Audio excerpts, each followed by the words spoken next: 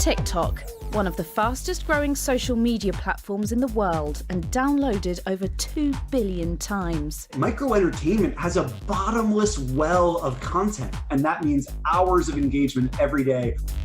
Normally the home for lip-syncing teens and out-of-control pets, its phenomenal growth means it's starting to change the world. What we are seeing on TikTok, I think we know more about politics and about the latest news. And nowhere more than in the US election, where Donald Trump and Joe Biden's supporters are fighting for the future of their country on TikTok. I am a conservative and I am a Trump supporter. Hey, bunker boy. Anytime he opens his mouth. It's good for content creators. More than 800 million of us have downloaded TikTok. I'm Sophia Smith-Gaylor, BBC reporter and TikTok creator, and have been following political content on the app for months. And it's not all good. There's clearly a huge amount of hate speech. There's a huge amount of divisive rhetoric. Will the influence of TikTok on its millions of young voters have a say in who gets the keys to the White House?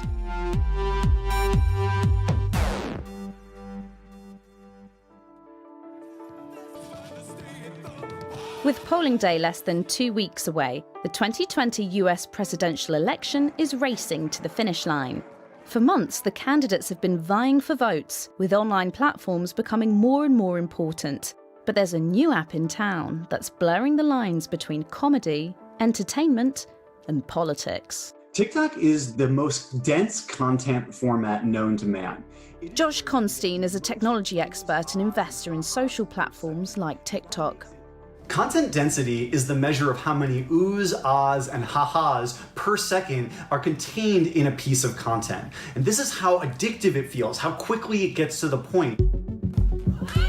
TikTok videos last from a few seconds to 1 minute. Its rapid rise in popularity means it now has over 800 million users worldwide. And for Josh, that's all down to content density. There are some amazing examples of content density, like this one where two creators recreate the Harry Potter theme song using their washing machine. And they spent hours figuring this out and then nailing the exact take, the exact button pushes. It has 100 million monthly users in the US and is transforming how we consume online content. Content that's increasingly becoming political. We can't let the left take over the country. And also make sure they vote for Democrats. Democrats, they founded the KKK. Because this format gets its point across so quickly, you can actually trick people into hearing your message, even if they would have normally be opposed. Someone can make you care about that issue with a very high quality, quick, succinct TikTok. Looking at TikTok, we may be banning TikTok. In the run-up to this election, President Trump had threatened to shut down TikTok's US operations. And Joe Biden's campaign squad were effectively barred from using the video sharing app. But this hasn't stopped their fans using it. Hey, my name's Zoe and I am your average teenage TikTok addict. As someone who is voting in this upcoming election as a first-time voter, I definitely think that politics on social media platforms, and especially on TikTok, can be very influential. Thanks. And don't forget to vote. Under 20 and female, Zoe is your average TikTok user. She's also classic Gen Z, the cohort born from the mid-90s to early 2000s, and for the most part, first-time voters. Unlike Facebook and YouTube, paid political ads on TikTok are banned, but that doesn't mean people aren't using it to campaign or simply learn about politics. US voters, I report on TikTok. I made a TikTok to see what Americans had to say. And I want to hear from you. Duet this video to answer my questions. 1. What do you think about politicians using this app, and do you follow any? I think it's a great vehicle for people to express what they support. 2. Do you follow people who post about politics on here? Are they reliable? Do you learn much from them? People I follow aren't necessarily political, but they do speak on issues. I'd like to think I do that too. 3. Do you think TikTok and the content on here could influence how you vote in this election? Oh, for sure. It's definitely influenced the way I'm voting. And there's one TikTok moment that summed up the app and its potential impact on voting and the election. I took part in the infamous Tulsa rally prank on Donald Trump. Fox News and Breitbart, fascism for days. These are a few of Trump's favorite things. Maya Nepos is a TikTok content creator. She's famous for her freestyle raps and has over 200,000 followers, which she mobilized in June. It was in that month that Donald Trump organized a rally in Tulsa, Oklahoma. For him, it was a huge event, a comeback rally to kickstart his re-election campaign after lockdown. Massive shout out for this epic idea. Had to try it. Google Tulsa rally. You can put in fake information. I made a really short video about how easy it was to go to Donald Trump's website and sign up to reserve a seat. And you're all set. Just sit back and remember, don't actually go. He was very convinced that there was really 1 million people that wanted to go to his Tulsa rally. And inside, acres of empty seats. The arena has a capacity of 19,000. The fire marshal today confirmed there were only 6,200 present. That was one of my favorite forms of activism. Harnessing the power of TikTok may have felt great for TikTokers like Maya, but for one person, it was anything but. It's not just individuals who are trying to get their political messages across. Trump did nothing wrong, Trump did nothing. There are now organized political collectives on TikTok, and they're called hype houses. Today I want to show you one of the funniest political ads I've ever seen, and it comes from... My name is Aiden. I am 16 years old. My TikTok username that I regret making every day is Political Jew. I'm Jewish. I've gotten that question a few times. People are like, "Are you Jewish?" And I'm like, why would I joke about being Jewish? That's such a weird thing to joke about. And I post mainly political and comedic content. I am so excited for the presidential debate tonight. I just cannot wait. It's going to be so entertaining. It's going to be so good. That was the worst 90 minutes of my life. Aiden is a prolific TikTok poster and knows all about the hype houses. They're basically group accounts. People don't live together necessarily, but they all have the account password and username, and they post videos on there.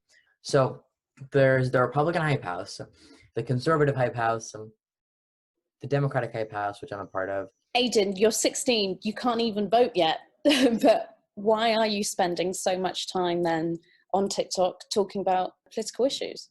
I think that growing up in DC and having very political parents, growing up in such a political environment, inspired me to a certain degree. When I got TikTok, I was like, what videos am I going to make? What do I talk about the most? Politics. Do you support the cancel culture? Not really. The cosmopolitan elites of Nancy Pelosi, Chuck Schumer, and Joe Biden? Yes, I do. Do you believe in American greatness? Not really. Believe in yourself? No. In President Trump? Definitely not. In individual and personal responsibility? Yeah, but not in the way that you would. A lot of people assume that Gen Z isn't politically engaged. So that is not my experience. What we are seeing on TikTok and what we're seeing with 24-hour news and just this constant media storm all the time, I think we are learning and we know more about politics and about the latest news. Gen Z is totally passionate and totally wants to be civically engaged. The product design of TikTok means that the first page you land on is called the For You page, and Aiden's will almost certainly serve him left-leaning content because it brings you videos based on your viewing habits. It's one of the most powerful recommendation algorithms on the internet. But it's not just liberals posting content. A study revealed 60% more videos are created by Republican-leaning users than Democrat ones on the platform. Joey Coonan is definitely a Republican-leaning user and creator. Pro-choice or pro-life? Anti-death penalty or pro-death penalty? Follow parts of the Constitution or not follow parts of the Constitution? Joey belongs to the Republican Girls, a hype house with a huge following on the platform. We are all about Republican and conservatism, creating a movement associated with today's America, but also these girls are like my sisters. I mean, we have each other's backs and we want to show that girls our age, Gen Z, girls, that you can be a Republican, it is okay. Are you excited for DC? I'm super excited for DC. Could you talk us through the growth of Republican Girls and where you're at now? So whenever I first joined Republican Girls, we had around 40.5K followers. And from there, we just took off. I mean, we grew 200,000 followers in the matter of 4 months. which is insanity. And I am officially a co-owner of the account. And I mean, I take so much pride in our account. It's just boomed. Good morning, my neighbors! Hey, you! Yes! The videos that do best are definitely videos that have humor in them. TikTok is a safe space for people that want to just take a break from reality and see humorous, fun videos. So we really try to incorporate humor in all of them so we can get that full 15 seconds, full 60 seconds, so it counts for that view, but also it gives out the message that we're trying to display to our viewer. Go home to mommy. Go home. Bye. Go home to mommy. A number of voter registration initiatives have been partnering with content creators to persuade more young people to register to vote. Hey, Benedict Donald. So we're kicking you out in 86 days. Ain't no doubt. Maya collaborates with one of these initiatives. Got my snacks, lunches packed, ready for the attack. 86 days left till we 86 you. Talk the Vote is a TikTok account that creates content persuading Gen Z to register to vote. Now let's all vote and help him brighten up our starless night.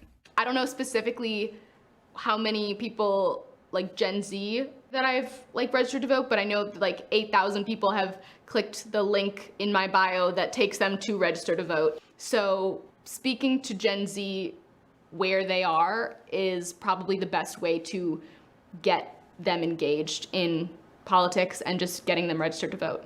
Tomorrow is the first presidential debate.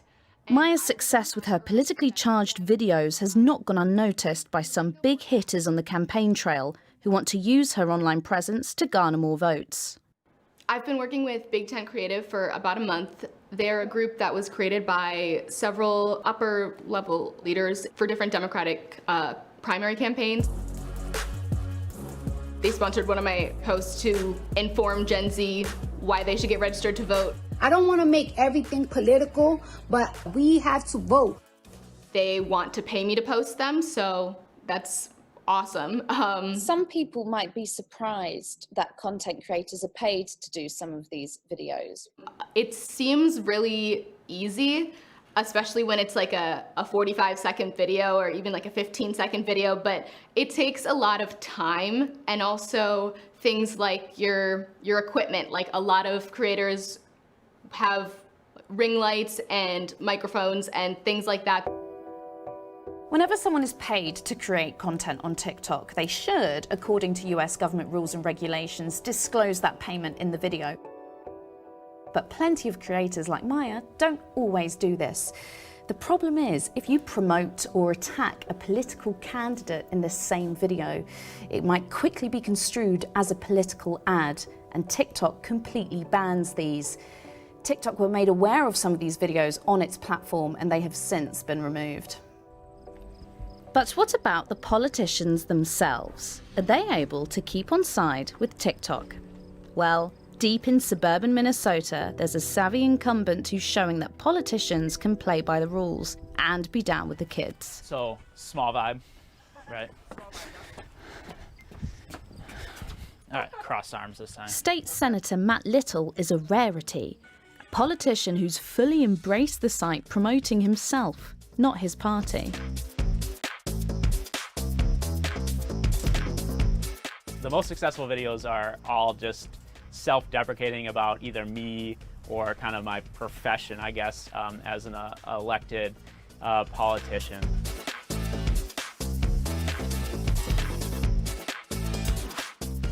So our most successful video by far is a video of another senator comes into my office. Oh, hi, thanks for checking in. I'm still a piece of garbage. So you've told a lot of your TikTok followers that you're still a piece of garbage. But oh, you got it down, yeah. Have you actually told them about any of your policies? We absolutely have, in terms of education, healthcare, a lot of the work I've done to lower pharmaceutical prices in the US. If it was just purely a popularity contest, it wouldn't be as useful for us as a platform. If we compare it to other platforms where you do have to pay money basically to get noticed, have you observed higher organic growth on TikTok than those other platforms? Well, I would say no other platform in my political career has gotten me an interview on BBC World News. So I'm pretty happy with the success of TikTok and getting our message out to a wide audience. we've gotten a lot of anecdotal stuff while we're out about like, I love your TikTok, I love your videos. In the last few days, we've had 2 people say, I only know you because my daughter knows you from TikTok. Matt Little, with over 150,000 followers, is one of TikTok's most followed American politicians. But this comes with its own problems. Well, certainly my opponent's team is trying to use that against us and say I'm not very serious. But when it comes time and I'm on the Senate floor and I'm passing bills, I don't care how many TikToks I've made or how many tweets I've sent, I'm getting stuff done for my district, and people know that. Senator Little. Hey, Vivian. What Matt's doing on TikTok is all about soft power, influencing his electorate with comedy whilst getting his core message out. Vote for me in the upcoming state election. Looks good, Vivian. But with the huge rise in political content on social media platforms like TikTok, some of the messages are more opaque. So if someone approaches you and says, this TikTok looks dodgy, how long does it actually take? I'm with the Institute for Strategic Dialogue in London, who scour the internet checking the veracity of online content. So we're really interested in whether it's being used as a place to spread hate, disinformation and malicious content around the election.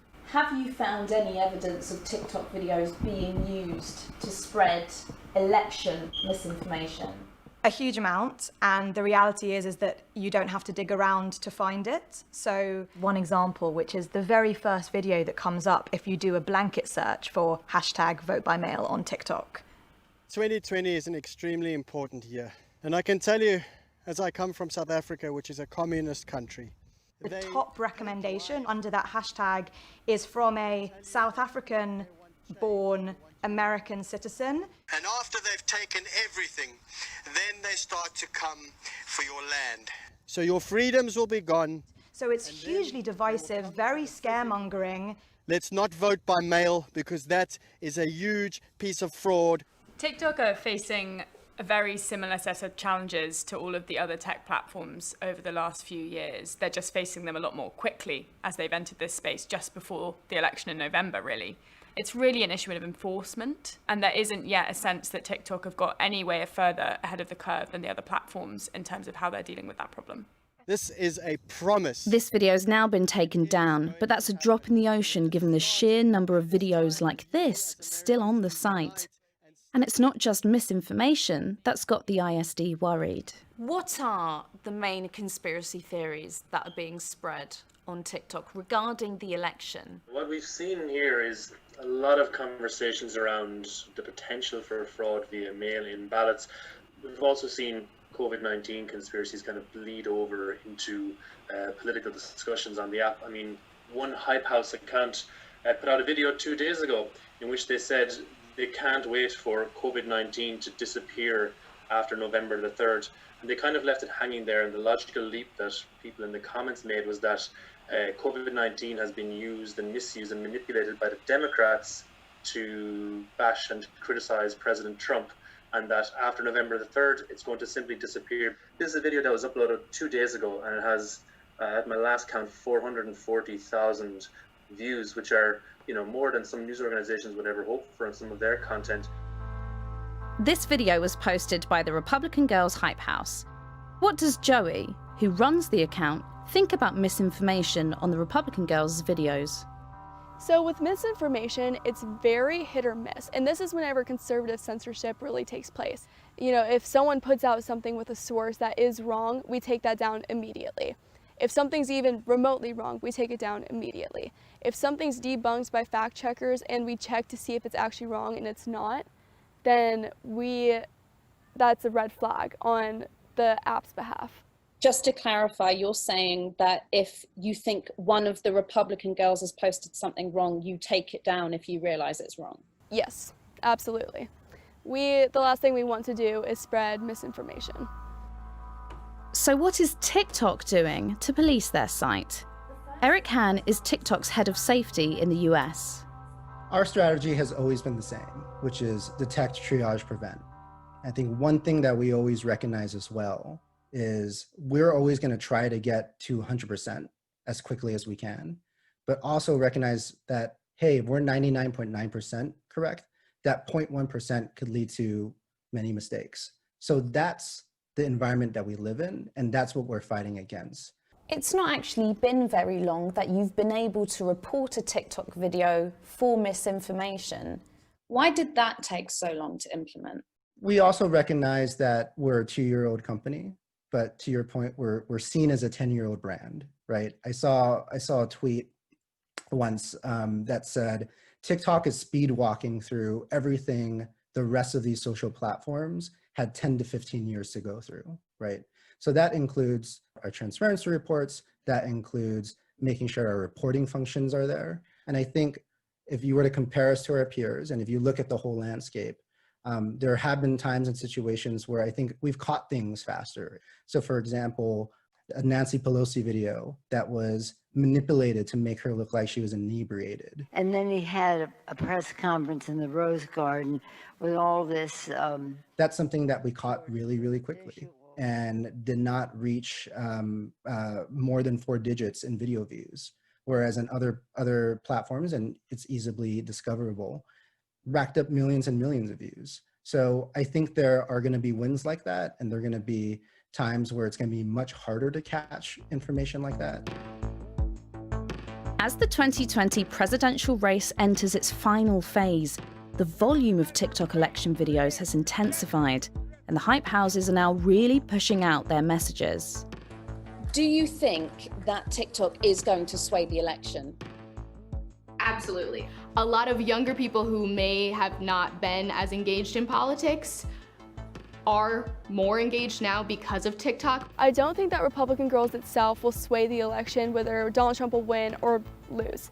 I do believe that more people will register to vote. I do believe that more people will go out and vote Trump because of our influence. I do think TikTok is going to make a difference in this election. If you're someone who's registered to vote and on November 2nd, or even on November 3rd, you see on your For You page, today's election day, you're going to be like, oh my God, today's election day, I got to go vote. I guess content producers would say this, but what about Josh Constein, the tech expert?